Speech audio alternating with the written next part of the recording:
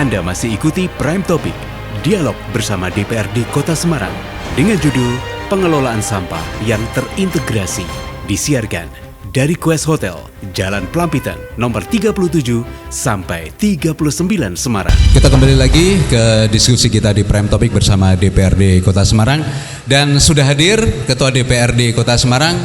Selamat datang di Prime Topic kita, Mas Pilus. Semoga sehat-sehat selalu, Mas Pilus, nggih. Pak Kadal Usman. Alhamdulillah, Mas. Oke, saya lanjutkan dulu tadi ke Bu Arwita. Kira-kira langkah apa yang sedang dan yang akan dilakukan oleh Pemkot Semarang? Ya, memang yang pertama tadi kalau sudah disampaikan Prof. Syafruddin adalah 5R. Yang pertama rating atau mengubah pola pikir. Nah, untuk mengubah pola pikir dari seluruh lapisan masyarakat itu memang kita melakukan edukasi dan pelatihan-pelatihan. Kita sudah melakukan pelatihan dan edukasi bersama dengan beliau DPRD Kota Semarang untuk melakukan forum grup diskusi, kemudian sosialisasi dan juga pelatihan-pelatihan untuk mengolah sampah. Nah, ini kita lakukan ibaratnya door to door ke semua lapisan masyarakat melalui kelurahan dan kecamatan. Ini kita lakukan hampir setiap hari, Pak Dendi. Jadi saya juga matur nuwun ini dengan beliau-beliau dari DPRD yang juga tidak pernah lelah untuk membantu kami melakukan edukasi kepada masyarakat. Kemudian selanjutnya bagaimana kita melakukan pelayanan. Tentunya setelah mengedukasi masyarakat, kita perbaiki pelayanan kita dari sisi pemerintah. Kita mulai, tadi sudah saya sampaikan, penambahan anggaran, perbaikan sarana prasarana, kemudian juga jumlah pengangkutannya kita tambah sehingga masyarakat merasa terlayani. Nah, yang berikutnya tentunya adalah bagaimana membangun kerjasama dengan semua pihak. Dan akademisi itu kita membangun bersama, mungkin seperti dengan Universitas Diponegoro dan beberapa universitas lain untuk melakukan pengelolaan sampah yang di skala kawasan, mungkin seperti di Undip ataupun di Universitas di UNES itu sudah ada pengelolaan sampah untuk skala kawasan pendidikan. Nah, ini juga terus kita lakukan. Dan yang berikutnya adalah upaya mengelola yang ada di TPA, di tempat pembuangan sampah, di tempat pemrosesan akhir sampah. Tadi sudah disampaikan pola pikirnya masyarakat TPA itu bukan tempat pemrosesan tetapi pembuangan akhir. Padahal tidak demikian. Ada 14 kota tadi sudah disampaikan Prof. Syafruddin yang mendapatkan sanksi administrasi dari Kementerian Lingkungan Hidup. Alhamdulillahnya Kota Semarang tidak mendapatkan. Hal ini karena kita terus berupaya bagaimana caranya di TPA itu tidak open dumping. Kita sekarang sedang mengarah pada sanitary landfill. Sejak awal tahun 2025 ini kita sudah soil cover untuk beberapa zona di TPA. Kemudian kita akan mengajukan anggaran untuk pembangunan pengelolaan gas metan, sumur pantau, dan juga perbaikan kolam licit. Nah, ini kita upayakan terus. Baik, Bu Wita, kalau dari sekian plan yang akan dilakukan, kira-kira apa yang akan menjadi prioritas dari sekian banyak rangkaian problematika sampah kita? Semua prioritas. Semua prioritas, karena kita melakukan pengelolaan sampah harus dari hulu ke hilir. Hulunya dengan edukasi masyarakat, kemudian menyediakan sarana prasarana pengangkutan, dan hilirnya di pengolahan, bahkan yang nanti terakhirnya ujungnya kita akan melakukan pengolahan sampah menjadi energi listrik. Baik, boleh diupdate Bu data kira-kira produksi sampah atau timbunan sampah yang sekarang banyak, misalnya dari rumah tangga, industri sampai pasar itu Berapa persen Bu ya? Kalau ada datanya Bu? Ada sebetulnya datanya, sebagian besar lebih dari 70% itu dari rumah tangga. Rumah tangga ya. Ya, nah kayaknya kalau dari industri itu hanya sekitar berapa belas persen, sekitar 17%. Ya. Berarti yang terpenting ini adalah bagaimana mereduce sampah yang dari rumah tangga. Betul, begitu ya. Yang dari rumah tangga itu cukup besar. Saya ke Pak Safrudin, ke Prof. Dari problematika sampah ini mana yang diperlukan perhatiannya, Prof, di Kota Semarang? Saya kira semuanya perlu diperhatikan ya. Kalau kita berbicara tentang infrastruktur pengelolaan sampah di dalam solid waste management itu kita tidak bisa melepaskan hanya dalam satu sektor. Itu ada 5 sektor. Ya kelembagaannya, ya aspek regulasinya, ya aspek teknis operasionalnya, ya aspek finansialnya, dan aspek peran serta masyarakat sebagai sumber timbulan. Tidak perorangan juga, badan usaha juga iya, nah sebagainya. Nah 5 komponen subsistem ini di dalam konteks manajemen pengelolaan infrastruktur persampahan itu tidak bisa terputus satu sama lain. Ya, tidak akan mungkin. Tuh, saya ambil contoh dari aspek finansial. Itu sekarang ini pengelolaan sampah aspek finansial yang dibebankan kepada masyarakat itu, saya ambil contoh saya misalnya, saya yang berlangganan PDAM, saya sudah utuh membayar dari rumah sampai ke lokasi TPA, ya, karena saya langganan PDAM. Apa sebabnya? Yang dibayar PDAM adalah mengelola sampah dari TPS ke arah TPA. Yang dari rumah ke arah TPS itu saya sudah berlangganan dengan KSM yang ada di desa, di kelurahan dan sebagainya. Coba bayangkan, yang langganan PDAM itu hanya 47%.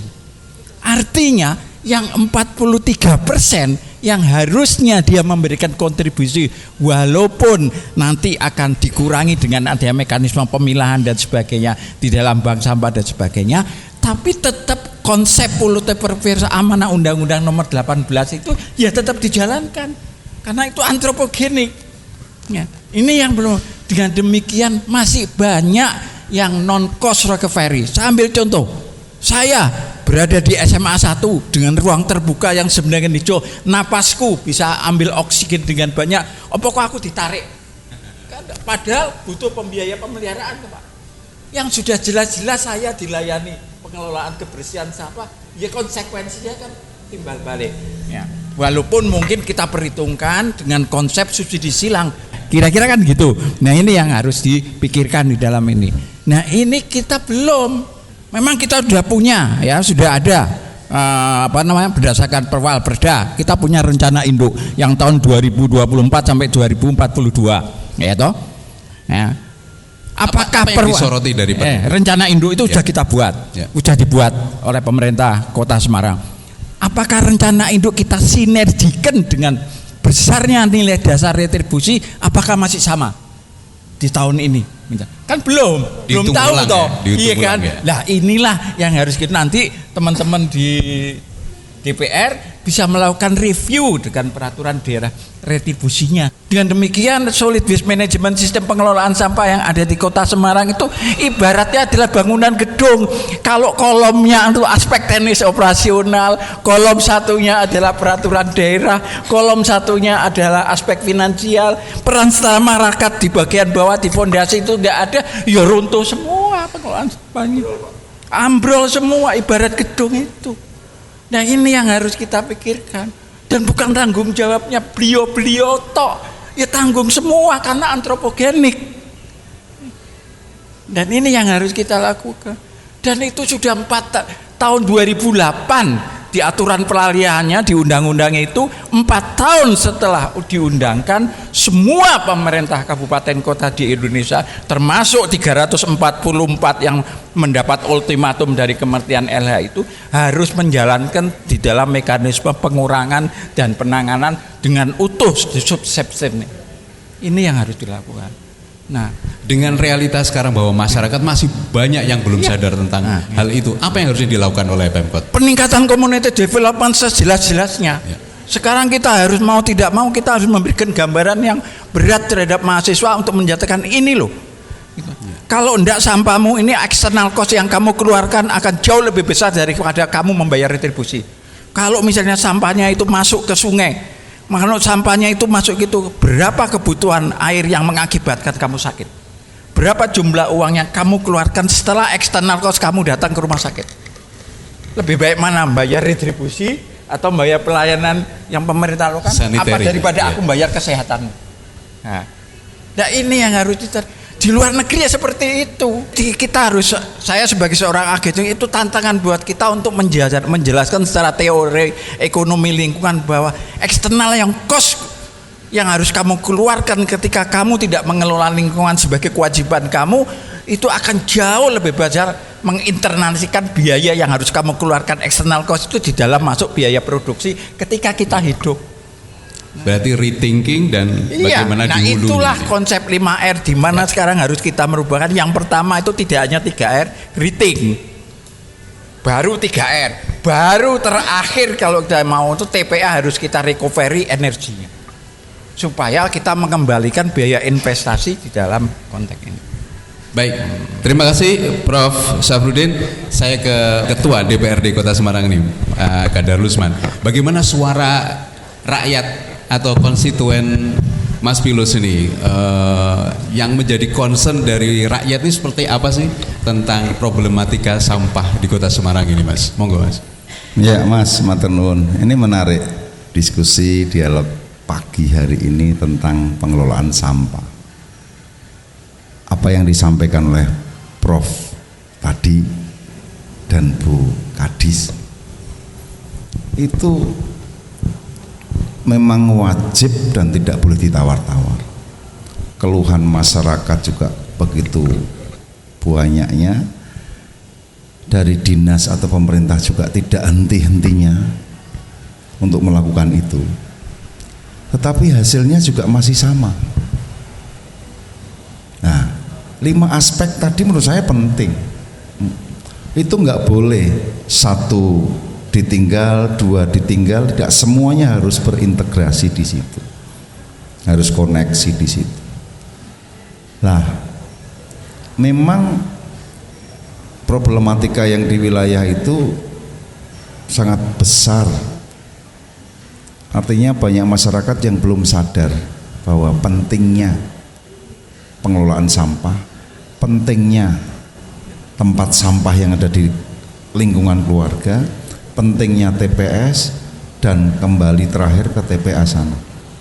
Nah, ini banyak masyarakat yang sebetulnya tahu tapi pura-pura tidak tahu. Contohnya gini, di lingkungan terkecil, lingkungan kita adalah RT. Lingkungan terkecil RT adalah keluarga. Di dalam satu keluarga itu, kalau ada 5 orang, dalam satu kakak ada 5 jiwa di situ. Yang 2 sadar, yang 3 tidak sadar tentang pentingnya sampah, ya nggak bisa. Harus 5-5-nya sadar dan paham bahaya sampah itu risikonya seperti apa. Kalau kita buang sampah di sembarang tempat itu bagaimana nanti? Lah ini yang harus dipahamkan terus, kampanyekan terus ini. Dari dinas sudah menyampaikan kampanye terus melalui program-programnya Dinas Lingkungan Hidup, tapi nggak bisa sendirian, nggak bisa sendirian, harus gandeng produsen. Iya, harus gandeng produsen, harus gandeng OPD yang lain. Sebetulnya kita ini kan punya peluang banyak ini untuk mensosialisasikan. Kalau tentang sosialisasi tentang pengelolaan sampah itu dilakukan program DLH ada. Itu sasarannya kan hanya ibu-ibu, bapak-bapak, remaja kadang-kadang, mahasiswa juga kadang-kadang. Nyasarnya harusnya menurut saya ini ke sekolah-sekolahan juga. Anak-anak SD itu peka. Begitu kita gandeng dengan Dinas Pendidikan, mulai sekolahan itu masuk semuanya dan berulang-ulang secara masif itu dilakukan, mereka akan terekam dari usia SD itu, sehingga mereka akan membantu manakala orang tuanya itu rodok konyol gitu loh. Kan ada juga yang namanya lingkungan RT di situ sudah dikelola yang namanya KSM, tapi kan tidak semua kakak ikut. Ada yang mereka ngeyel tak buang dewe, tak bakar dewe, seperti itu kira-kira. Lah ini yang nantinya mempengaruhi yang lain. Saya kemarin sosialisasi juga tentang sampah, saya kencang. Artinya gini, coba kita melakukan sebuah pergerakan dengan ketegasan, jangan pandang bulu. Semisal ada wilayah RT, ada salah satu keluarga atau 2 keluarga atau berapa keluarga di situ. Karena tidak semuanya, semisal 50 kakak, belum tentu yang ikut KSM itu semuanya. Kadang-kadang hanya 30 orang, 30 kakak. Lah yang 20 mau buang di mana? Lah dia ini buangnya di tempat orang lain nih. Sambil kerja buang bungkusan di tempat yang agak sepi. Ini dilakukan rutin. Kenapa? Mereka itu belum sadar pentingnya KSM, pentingnya pengelolaan secara bersama-sama, tetapi mereka masih melakukan upaya dengan caranya sendiri, membuang di tempat orang lain. Lah itu yang kemarin saya gencarkan, ayo kita gerobyok bareng-bareng, kita gerebek bareng-bareng.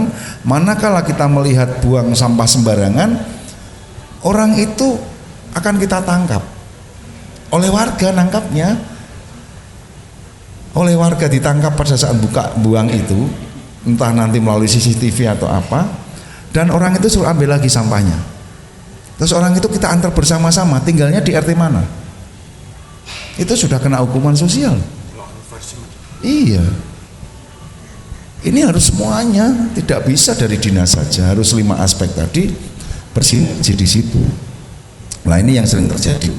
Makanya saya menyarankan ke Bu Arwita, memang ini tidak lepas dari program jenengan, oke, tapi anggarannya mungkin yang kurang oke. Kira-kira seperti itu, betul ya? Nah, guyune wes ketok nek ngene iki. Programnya ada, tapi finansialnya ini yang belum mencukupi. Satu itu, yang kedua, kenapa saya finansialnya kok tidak mencukupi?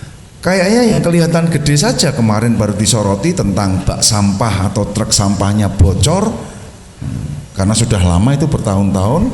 Sempat viral kemarin itu ya. Rame. Lah ini diadakan, ini dibeli ini, di perubahan ini. Mudah-mudahan ini nantinya sudah tidak nampak jorok lagi. Tapi kan tidak cukup hanya di situ. Coba di lingkungan ini memang dinas harus masuk di sana, membantu memberikan sarana prasarana di sana. Walaupun berat, tapi saya kira harus dipetani. Yang paling, lingkungan yang paling dan harus diprioritaskan mana dulu.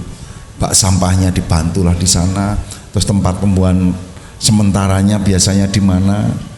Kalau memang lah kesulitannya itu kadang-kadang mereka itu kan tidak punya lahan yang untuk ditempatkan kontainernya. Ini ya problem ini. Kan nggak mungkin ada tanah kosong tapi rumahnya sebelahnya rumah orang. Warga setuju di situ. Lah memang tidak dilihat ini. Apa tadi dikatakan oleh Prof tadi? Kewajiban kita sudah kita lakukan. Hak kita sebagai warga Kota Semarang mendapatkan apa? Masa mau golek oksigen saja harus di SMA 1 sono yang rindang gitu kan. Nah itu kan berat. Nah ini harus balance. Ya, ini, baik. Berarti butuh kesadaran kolektif ya, iya, Mas Pilus kolektif ya. Bersama-sama, dan kampanye ini harus dilakukan secara bersama-sama, tidak hanya dinas lingkungan hidup, motornya dinas lingkungan hidup, ya, tapi dinas lain harus digandeng. Ya. Jadi tidak hanya duta wisata, perlu duta sampah. Wah, ini penting, darurat sampah loh Kota Semarang itu. Baik, kita rehat sejenak, masih di Prime Topic bersama DPRD Kota Semarang.